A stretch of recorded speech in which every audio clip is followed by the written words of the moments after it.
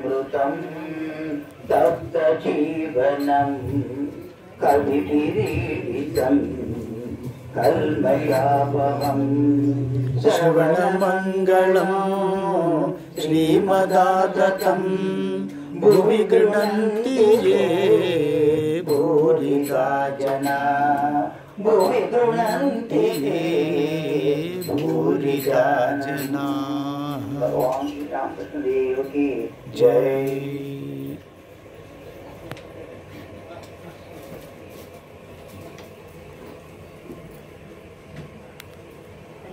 శ్రీ గురుభ్యో నమః. హరి ఓం. ఓం నమో భగవతే రామకృష్ణాయ. పాణిహాటి మహోత్సవం ప్రథమ పరిచ్ఛేదం. సంకీర్తనానందంలో శ్రీరామకృష్ణుడు. ఈయనే చైతన్యుల. సమయం మధ్యాహ్నం 1 గంట. పాణిహాటి దక్షిణేశ్వరం నుండి దాదాపు 7-8 మైళ్ళ దూరంలోని ఊరు. రాచబండలోని ఉత్సవ ప్రదేశంలో అసంఖ్యాక జనం గుమిగూడి ఉన్నారు. శ్రీరామకృష్ణులను దర్శించే ఆతురతతో జనం 4 వైపులా నిలబడి ఉన్నారు. సంకీర్తన బృందం మధ్యలో శ్రీరామకృష్ణుడు ప్రేమోన్మాద స్థితిలో నృత్యం చేస్తూ ఉన్నారు. చైతన్యులే మళ్లీ అవతరించి వచ్చారా అనుకున్నారు కొందరు. 4 ప్రక్కల హరినామం తరంగ ఘోషలా వినవస్తోంది. చుట్టూ పువ్వులు, మధుర భక్ష్యాలు గుట్టలా వర్షిస్తూ ఉన్నాయి. నవద్వీప్ గోస్వామి సంకీర్తనం చేస్తూ రాఘవ ఆలయం కేసి వెళ్తున్నాడు. అప్పుడు శ్రీరామకృష్ణుడు హఠాత్తుగా ఎక్కడి నుండో వేగంగా పరిగెత్తి వచ్చి సంకీర్తన బృందం మధ్యలో నిలబడి నృత్యం చేయసాగారు. ఒకనొక కాలంలో రాఘవ పండితుడు నిర్వహించిన ఉత్సవం శుక్లపక్ష త్రయోదశి తిథిలో ప్రతి ఏటా జరపబడుతోంది. ప్రప్రథమంలో రఘునాథ దాస్ ఉత్సవాన్ని ఆరంభించాడు. ఆ తరువాత రాఘవ పండితుడు ప్రతి ఏటా దాన్ని నిర్వహించాడు. నిత్యానందుడు రఘునాథ్ దాస్ తో, ఓరి దొంగ, ఇల్లు వదిలి పారిపోయి దొంగతనంగా ఒంటరిగా నువ్వు మాత్రం పరమానందాన్ని అనుభవిస్తూ ఉన్నావా? ఇది మాలో ఎవరికీ తెలియకుండా జరుగుతున్నావా? అందుకే నీకు ఒక శిక్ష విధించబోతున్నాను. నువ్వు అటుకుల ఉత్సవం జరిగి భక్తులకు సేవను నిర్వహించు అని అన్నాడు. శ్రీరామకృష్ణులకు ప్రతి ఏటా ఈ ఉత్సవానికి వెళ్ళడం ఆనవాయితీ. ఈ సంవత్సరము రామ్ మొదలైన భక్తులతో అక్కడకు వెళ్ళదలిచారు.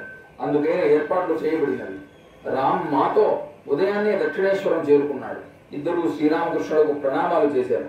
తరువాత ఉత్తరం వైపునున్న వసారాలో కూర్చుని ప్రసాదం స్వీకరించారు. ఆ తర్వాత తాము కలకత్తా నుండి వచ్చిన బండిలోనే శ్రీరామకృష్ణులను పాణిహాటికి తోడుకొని వెళ్లారు.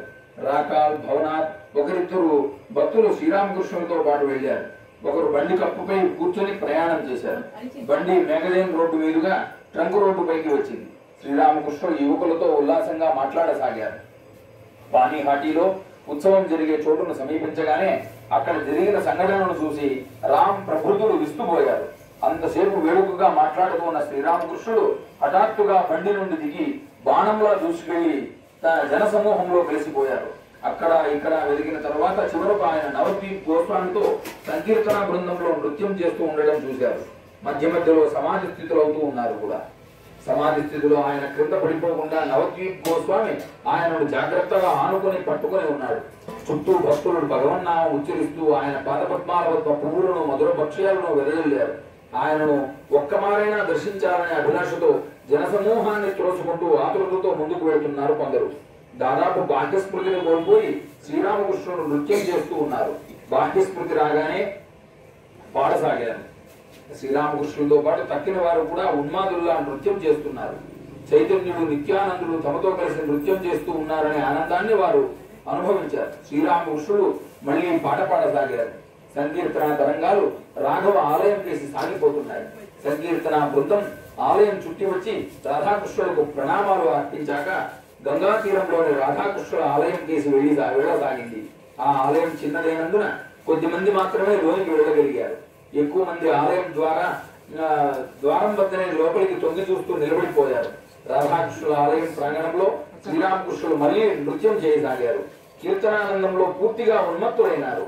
మధ్య మధ్యలో సమాధి స్థితిని పొందారు. ఇంకా 4 వైపుల నుండి పువ్వులు, మిఠాయిలు ఆయన పాదపద్మాలపై పడ్డాయి. ప్రాంగణం నుండి అప్పుడప్పుడు హరినామ ఘోష వెలువడుతోంది. వీధిలో వెళుతూ ఉన్న భక్తులు దాన్ని విన్నప్పుడు వారు ప్రతిధ్వనిలా హరినామాన్ని ఉచ్చరించారు. సమీపంలోని గంగా నదిలో పడవలలో పయనిస్తూ ఉన్న జనులు ఇది విని పరవశంతో హరిబోల్ హరిబోల్ అంటూ ఎలుగెత్తి కేకులు పెట్టసాగారు. సర్వత్రా హరినామం వెల్లువలై ప్రవహించసాగింది. ఆ ఉత్సవ వేడుకలు తిలకింపవచ్చి ఉన్న వేలాది జనులలో కొందరు ఆ మహాత్ములపై నిశ్చయంగా చైతన్యులు ఆవేశించారని తలచారు. కొందరైతే ఈయనే చైతన్యులు అని అనుకున్నారు. ఆ చిన్న ప్రాంగణం నుండి శ్రీరామకృష్ణులను భక్తులు ఎంతో జాగ్రత్తగా బయటకు తీసుకువచ్చారు. తరువాత ఆయన భక్తులతో మణిసేని ఇంటి అతిథుల గదిలోకి వచ్చి కూర్చున్నారు. మణిసేని కుటుంబం వారే ప్రస్తుతం ప్రతి ఏటా ఆ ఉత్సవాన్ని ఏర్పాటు చేస్తున్నారు. ఉత్సవానికి శ్రీరామకృష్ణులను ఆహ్వానిస్తున్నారు. కాసేపు విశ్రమించాక మణిసేన్ శ్రీరామకృష్ణులను తన గురువైన నవద్వీప్ గోస్వామిని లోపలి గదిలోకి తీసుకువెళ్లి భోజనం వడ్డించారు. తర్వాత రామ్, రాకాల్, మా మొదలైన భక్తులకు మరో గదిలో భోజనం పెట్టారు. భక్తులైన శ్రీరామకృష్ణుడు అక్కడకు వచ్చి స్వయంగా తామే భక్తులకు ప్రసాదం పెట్టారు. సాయంత్రం సమయం రాకాల్, రామ్ ప్రభుత్వ ప్రియతమతులతో మణిసేని ఇంటి అతిథుల గదిలో శ్రీరామకృష్ణుడు కూర్చొని ఉన్నారు.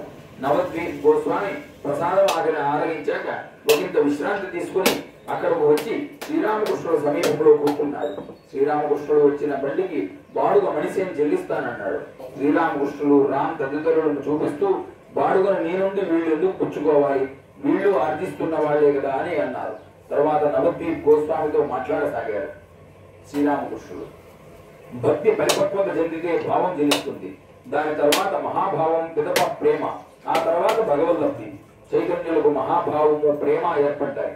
ఈ ప్రేమ ఏర్పడితే జగత్తును మరిచిపోతారు. అంతేకాదు అతి ప్రియమైన దేహాన్ని కూడా మరిచిపోతారు. చైతన్యులకు ఈ ప్రేమ జనించింది. సముద్రాన్ని చూసి యమునా నదిగా భావించి దానిలో దూకేశారు. జీవులకు మహాభావం, ప్రేమ ఏర్పడవు. వారు భావస్థితి వరకు పోవచ్చు. చైతన్యులకు ఈ 3 దశలు కలిగేవి. ఏమంటావు అన్నారు. గోస్వామి, అవునండి, అది నిజమే. అంతర్దశ, అర్ధబాహ్య దశ, బాహ్య దశలనే 3 దశలను ఆయన అనుభవించారు. శ్రీరామకృష్ణుడు మరల అంతర్దశలో ఆయన సమాధి మగ్నుడై ఉండేవారు. అర్ధబాహ్య దశలో ఆయన నృత్యం మాత్రం చేయగలిగేవారు.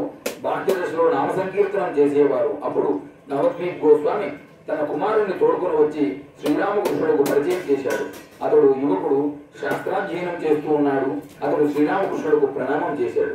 గోస్వామి మరల ఇంట్లోనే శాస్త్రాధ్యయనం చేస్తున్నాడు. ఈ దేశంలో వేదాలు లభించడం గగనమైపోయింది.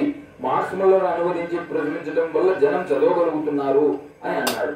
శ్రీరామకృష్ణుడు, శాస్త్రాలని మితిమీరి అధ్యయనం చేస్తే మేలు కంటే కీడే అధికం. శాస్త్రాలలోని సారాన్ని గ్రహించాలి. ఆ తర్వాత పుస్తకాలతో పని ఏమిటి? సారాన్ని గ్రహించాక భగవత్ప్రాప్తికై అగాధాలకు పోవాలి. వేదాంత సారం, బ్రహ్మసత్యం, జగన్మిథ్య అన్న అమ్మ నాకు తెలిసింది. భగవద్గీత సారం ఏమిటి? గీత గీత అంటూ 10 సార్లు వర్ణించు. త్యాగి త్యాగి అని వినిపిస్తుంది. అదే గీతాసారం. గోస్వామి వల్ల సరిగ్గా త్యాగి అని రాదు, తాగి అనే వస్తుంది. కానీ అర్థం మాత్రం ఒకటే. రెండింటికి ధాతువు తగ్, దీనికి ఘచ్ ప్రత్యయం చేరితే తాగహ, దీనిలో ఇన్ ప్రత్యయం చేరి తాగి అవుతుంది. కాబట్టి త్యాగి అన్న తాగి అన్న అర్థం ఒకటే అని గోస్వామి వివరించారు.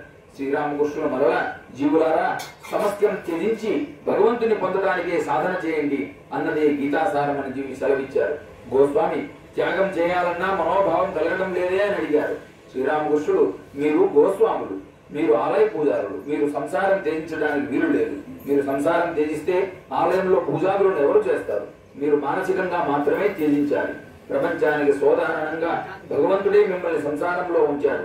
మీరు 1000 సార్లు ప్రయత్నించండి, పరిత్యజించడంలో మీరు సఫలుడు కాలేరు. భగవంతుడు మీకు ఇచ్చిన ప్రవృత్తి ఎలాంటిదంటే ఆ ప్రవృత్తి కారణాన మీరు సంసార కృత్యాలు నిర్వహించవలసిందే. శ్రీకృష్ణుడు అర్జునుడితో, నువ్వు ఏమంటావు? యుద్ధం చేయబోవటం లేదా? నువ్వు తలచుకున్నా యుద్ధం నుండి వైదొలగలేవు. నీ ప్రవృత్తియే నిన్ను యుద్ధానికి గురుగొల్పుతుంది అని అన్నాడు. సమాధిలో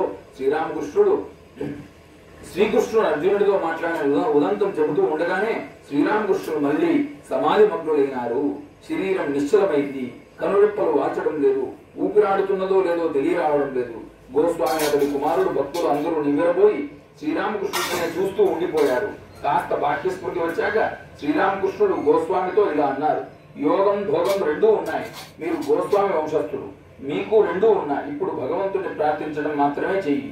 ప్రభు, నీ భువన మోహన మాయకు చెందిన ఐశ్వర్యాలను నేను ఆకాంక్షించడం లేదు. నాకు కావలసింది నువ్వే అంటూ మనసారా ప్రార్థించు.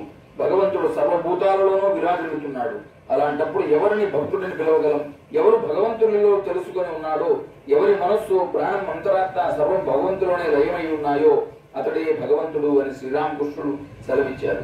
కాయేన వాచ మనసేంద్రియైర్వా బుద్ధ్యాత్మనా వా ప్రకృతై స్వహా వా కరోమీత్యత్ సకలం పరస్మై శ్రీమన్నారాయణాయేతి సమర్పయామి.